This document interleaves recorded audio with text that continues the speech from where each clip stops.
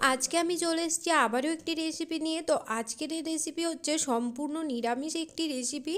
নিরামিষ দিনের জন্য এটি কিন্তু একদম পারফেক্ট রেসিপি। খেতেও যেমন দুর্দান্ত, তেমনি যে কোনো আমিষ অর্থাৎ পেঁয়াজ রসুন ছাড়াই যে তরকারি এত সুন্দর হবে যে কোনো মাছ মাংসর স্বাদকেও কিন্তু এটি হার মানিয়ে দেবে। তো এই রেসিপি তৈরি করার জন্য প্রথমেই আমি নিয়ে নিয়েছি সব রকমের সবজি এবং তার সাথে লম্বা লম্বা করে আলু কেটে নিয়েছি। তো এই আলুগুলোকে এবার একটু বেশি তেল দিয়ে ভাজতে হবে, তবে মনে রাখতে হবে আলুর মধ্যে কিন্তু লবণ হলুদ কোনো কিছুই আমি দেব না।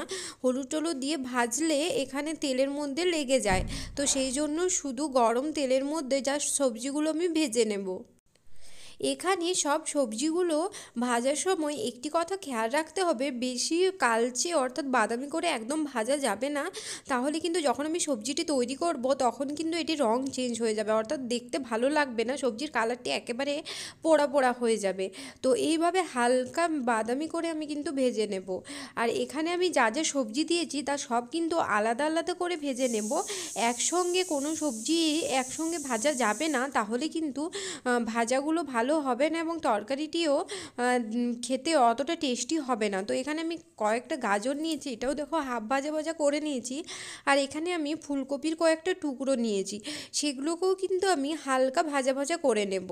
আর এখানে ফুলকপির টুকরোগুলোকে কিন্তু আমি আগে থেকেই হালকা গরম জলের মধ্যে ভাপিয়ে নিয়েছিলাম, সেক্ষেত্রে কিন্তু ভাজতে সুবিধা হবে। তবে জলটি সম্পূর্ণভাবে ঝরিয়ে নিতে হবে, একটু সবজির মধ্যে জল ঝরা থাকা একদম যাবে না। তো এবার আমি এখানে একটি ক্যাপসিকাম নিয়েছি, সেটিও হালকা ব্রাউন করে ভেজে নেব। সব কিছু হালকা করে ভেজে নিতে হবে। আর আপনাদের বাড়িতে যা যা সবজি রয়েছে মানে যা যা থাকবে তার সব কিছুই আপনারা অল্প অল্প করে দিতে পারেন। এখানে আমি কয়েকটা বিনস নিয়েছি, বিনস না থাকলে আপনারা বরবটি বা যা থাকবে তাই দিয়ে কিন্তু এই মিক্সড ভেজটি বানাতে পারেন। আর এখানে আমি কয়েকটা কুঁদরি নিয়েছি, কুঁদরিগুলো সেম প্রসেসে লাল লাল করে ভেজে নেব।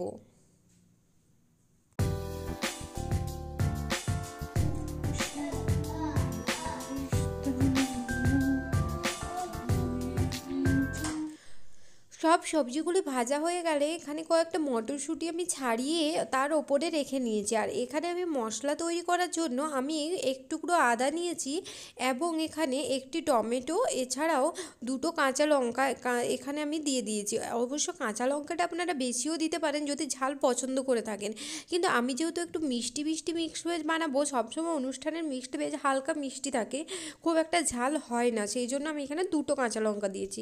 এবার ওই বাড়তি তেলের মধ্যে আরও কিছুটা তেল দিয়ে একটি তেজপাতা এবং একটি এলাচের টুকরো ও কয়েকটি গরম মশলার টুকরো দিয়ে দিয়েছি।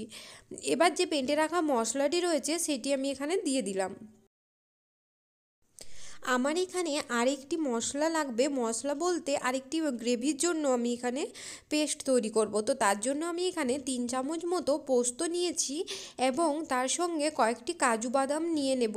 এগুলি কিন্তু আমি রান্না করার 2 থেকে 3 ঘন্টা আগেই এটি ভিজিয়ে রেখেছিলাম, তাতে করে কিন্তু পোস্ত এবং বাদামটি ভালোভাবে ভিজে গেলে এটি বাটাটা কিন্তু খুব সুবিধা হবে। তো সেই কারণে এটি 2 থেকে 3 ঘন্টা আমি ভিজিয়ে রেখেছিলাম। এবার এটিকে একটি ফাইন পেস্ট তৈরি করে নিতে হবে। তো এবার 2 থেকে 3 ঘন্টা পরে আমি এটিকে মিক্সিং জারের মধ্যে দিয়ে দেব। এই জল সহ পুরোটাই কিন্তু আমি এর মধ্যে ঢেলে দেব।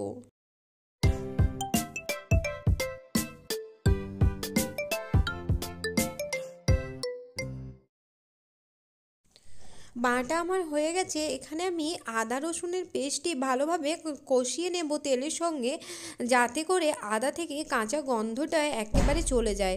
আদা থেকে কাঁচা গন্ধটা চলে যাওয়ার পর আমি এখানে একটি টমেটো কুচি করে দিয়ে দিয়েছি। টমেটোটা শুধুমাত্র গ্রেভি বাড়ানোর জন্য আমি দিয়েছি, একটা টমেটো যেহেতু আমি বেটে দিয়েছিলাম, আবার একটি আমি কেটে দিলাম।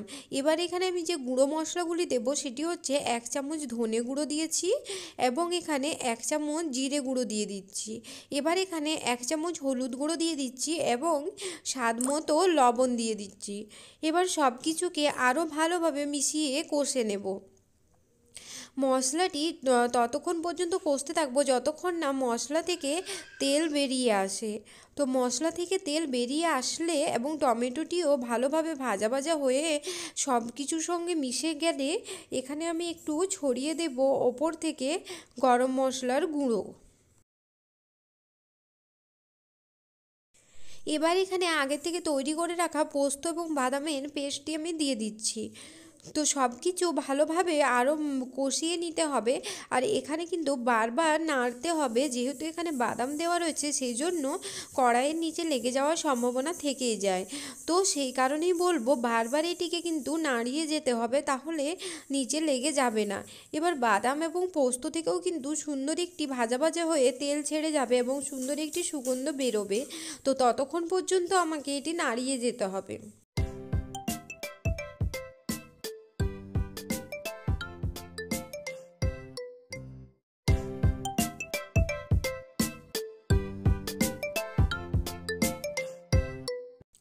এখানে আমার কষা পুরোই রেডি হয়ে গেছে। এবার এখানে আমি জল ঢেলে দিয়েছি। যতটা আমি গ্রেভি তৈরি করব ঠিক সেই পরিমাণ মতোই জল দিয়ে দেব। তো এখানে আমি গ্রেভিটা একটু ফুটতে শুরু করলে আমি সব সবজি ভাজাগুলো এর মধ্যে দিয়ে দেব।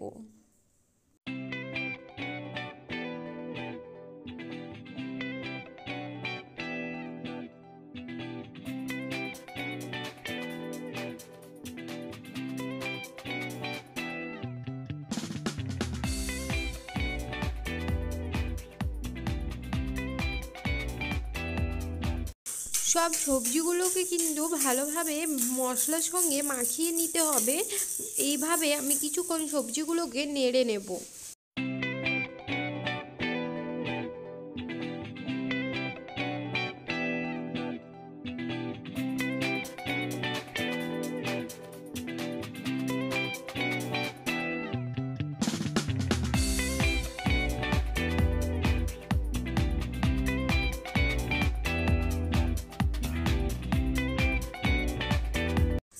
সবজিগুলো কষা হয়ে গেলে এবার আমি এখানে পরিমাণ মতো জল দিয়ে দিচ্ছি। এবার এখানে দিয়ে দেব বড় চামচের 1 চামচ মতো চিনির দানা। মিক্সড ভেজ যেহেতু একটু মিষ্টি মিষ্টি হয় সেই জন্য আমি চিনির পরিমাণটা বড় চামচে করেই দিয়েছি, যাতে হালকা খেতে মিষ্টি ভাবটা থাকে। এবার আমি একটি চাপা দিয়ে দিয়েছি এবং কিছুক্ষণের জন্য এটিকে ফুটিয়ে নেব। যদিও সবজিগুলো ভাজার সময় আমার 90% সেদ্ধ হয়েছিল, সেই জন্য আমি 5 মিনিট মতো চাপা দিয়েই এটিকে নামিয়ে নেব। এবং দেখো কি সুন্দর সবজিটি আমার তৈরি হয়েছে। খেতে কিন্তু অসম্ভব সুন্দর হয় এটি। আর যদি আপনারা মনে করেন তো লাস্ট মুহূর্তে একটু গরম মশলার গুঁড়ো ছড়িয়ে দিতে পারেন। আজকের রেসিপি কেমন লাগলো অবশ্যই কমেন্টের মাধ্যমে জানাবেন এবং ভালো লেগে থাকলে লাইক কমেন্ট ও শেয়ার করে দেবেন। এবং যে সকল বন্ধুরা এখনও চ্যানেলটি সাবস্ক্রাইব করেননি তারা অবশ্যই চ্যানেলটি সাবস্ক্রাইব করে পাশে থাকা বেল আইকনটি প্রেস করে থাকবেন, যাতে সব রকমের ভিডিওর আপডেট আপনাদের কাছে সবার প্রথমে পৌঁছে যায়।